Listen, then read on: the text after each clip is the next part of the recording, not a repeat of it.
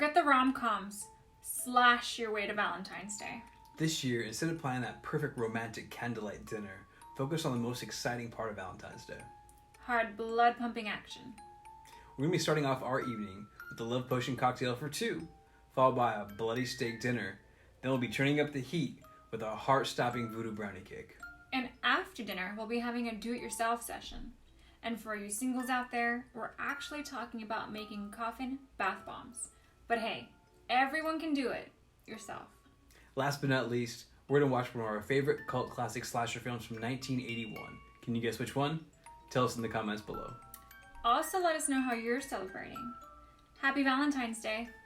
Cheers.